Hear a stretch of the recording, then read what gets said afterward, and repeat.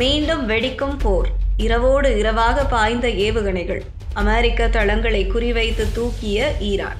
America Iran இடையேயான போர் மத்திய கிழக்கு பிராந்தியத்தை ஒட்டுமொத்தமாக போர்க்களமாக மாற்றி பரபரப்பை கிளப்பியுள்ளது.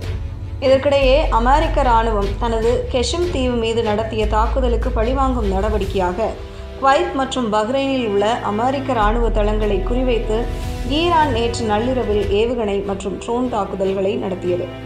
அமெரிக்கா ஈரான் இடையே நேரடி தாக்குதல்கள் குறைந்துவிட்டாலும் முழுமையாக நின்றுவிட்டது என சொல்ல முடியாது. அவ்வப்போது ஈரான் மீது அமெரிக்கா தாக்குதல் நடத்துவதும் அதற்கு ஈரான் பதிலடி கொடுப்பதும் தொடர்ந்து கொண்டேதான் இருக்கிறது. இதனால் மத்திய கிழக்கில் பதற்றமான ஒரு சூழலே உருவாகி வருகிறது. இதற்கிடையே இன்று அதிகாலை குவைத் வான்பரப்பிற்குள் ஈரானின் ஏவுகணைகளும் ட்ரோன்களும் ஊடுருவியதைத் தொடர்ந்து குவைத் நாட்டின் வான் பாதுகாப்பு அமைப்புகள் உடனடியாக செயல்பாட்டிற்கு வந்து அவற்றை நடுவானிலேயே சுட்டு வீழ்த்தும் அதிரடி பணியில் இறங்கின. அதிகாலை நேரத்தில் குவைத் முழுவதும் பயங்கர வெடிச்சத்தங்கள் கேட்டதால் பொதுமக்கள் வீதியில் உறைந்தனர். இது தொடர்பாக குவைத் இராணுவத்தின் செய்தி தொடர்பாளர் கர்னல் சவுத் அப்துல் அஜீஸ் அல் ஒதைபி விடுத்துள்ள அவசர எச்சரிக்கையில், விண்ணில் சுட்டு வீழ்த்தப்பட்ட ஏவுகணைகளின் இடிபாடுகள் மற்றும் சிதறல்களை பொதுமக்கள் யாரும் தொடக்கூடாது. அது பொது பாதுகாப்பிற்கு ஆபத்தானது. ஏதேனும் சந்தேகத்திற்கிடமான பொருட்கள் கண்டறியப்பட்டால் உடனடியாக அவசர உதவி எண்ணிற்கு தொடர்பு கொள்ள வேண்டும் என்றார்.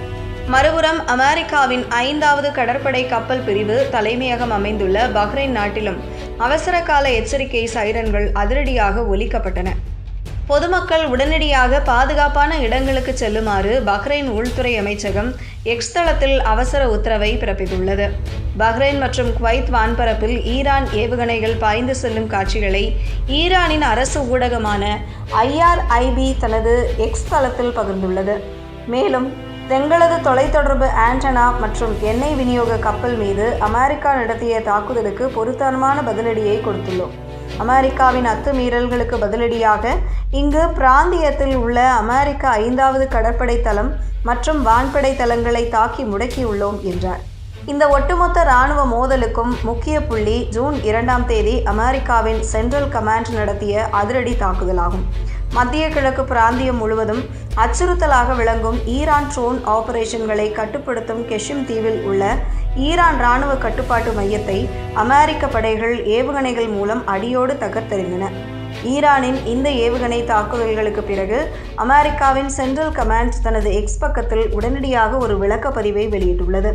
அதில் குவைத் மற்றும் பஹ்ரைனில் உள்ள தங்களது இராணுவ தளங்கள் மீது ஈரான் நடத்தியதாக கூறும் தாக்குதல்கள் முற்றிலும் பொய் என்று அமெரிக்கா பாணியில் மறுத்துள்ளது.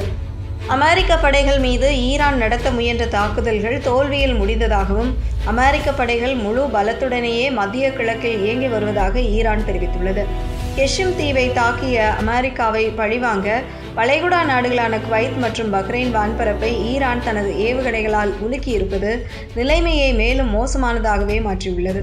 அமெரிக்கா தனது தளங்கள் பாதிக்கப்படவில்லை என மறுத்தாலும் ஹார்முஸ் ஜலசந்திக்கு நள்ளிரவில் அரங்கேறியுள்ள இந்த வான்வழி தாக்குதல் நிலைமையை மேலும் மோசமானதாகவே மாற்றியுள்ளது.